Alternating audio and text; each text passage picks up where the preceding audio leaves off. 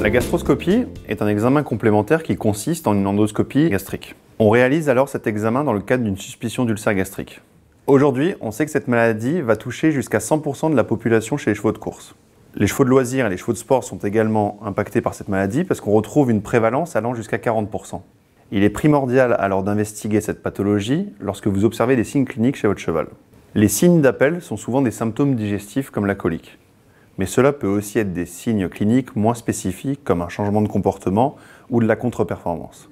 Aujourd'hui, le professeur Anne Courroucé, spécialiste en médecine interne, va nous expliquer l'anatomie de l'estomac chez le cheval, les stades et les grades d'ulcère gastrique, mais également le déroulé complet d'une gastroscopie.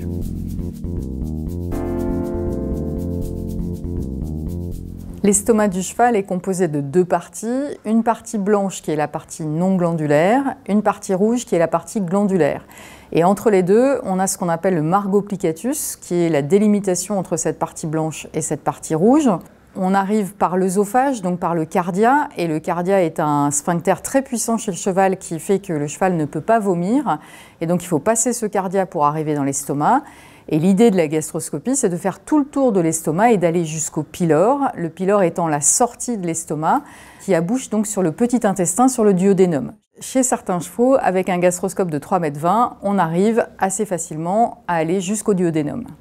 L'ulcère gastrique chez le cheval est une abrasion de la muqueuse, soit de la partie non glandulaire, donc de la partie blanche, soit de la partie glandulaire qui est la partie rouge.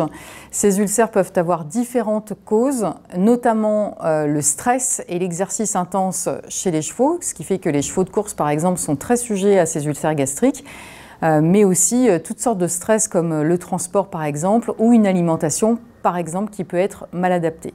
Les ulcères gastriques de la partie non glandulaire peuvent se grader de 0 à 4. 0, c'est le grade où on a un estomac complètement normal.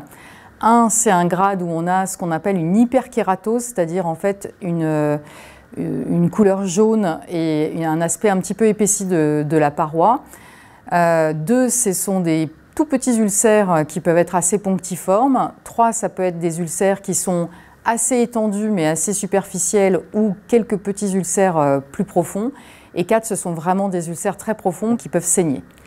Sur la partie glandulaire, on ne grade pas les ulcères, par contre on les décrit et quand ils se situent par exemple au niveau du pylore ou au niveau de l'entrepylorique, on essaie de décrire s'ils sont boursouflés ou au contraire en creux ou avec par exemple de la fibrine dedans. Et ce qui est intéressant aussi de savoir, c'est s'ils gênent par exemple le fonctionnement de l'estomac et notamment les mouvements au niveau du pylore. La gastroscopie est indolore pour le cheval, mais pour son confort, il doit cependant être sédaté pendant toute la manipulation.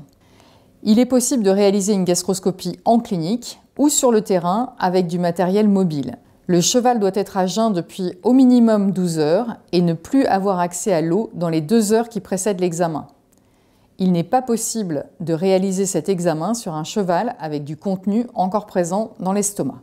On rentre avec le gastroscope dans les voies respiratoires et on vise au-dessus du larynx pour rentrer dans l'œsophage en encapuchonnant la tête du cheval pour se faire avaler. On descend ensuite à l'aveugle dans l'œsophage qu'on regardera à la fin de l'examen quand on remontera de l'estomac. Une fois qu'on a passé le cardia, on arrive dans l'estomac. La plupart du temps, l'estomac est relativement petit, replié sur lui-même. On va donc insuffler de l'air dans l'estomac pour pouvoir le dilater et faire diminuer le niveau de liquide. Et on va dans un premier temps se diriger vers le pylore et l'entrepylorique qui se trouve sous le cardia et qui sont l'abouchement de l'estomac vers le petit intestin. Quand on a trouvé le pylore, on se place devant et on regarde comment il se contracte, d'abord s'il y a présence d'ulcère ou non, et ensuite comment il se contracte, comment il bouge, afin de voir si tout est normal chez le cheval. Chez certains chevaux, on peut arriver à se faire avaler au niveau du pylore et à aller dans le duodénum, qui est la première partie du petit intestin qu'on peut également visualiser et inspecter.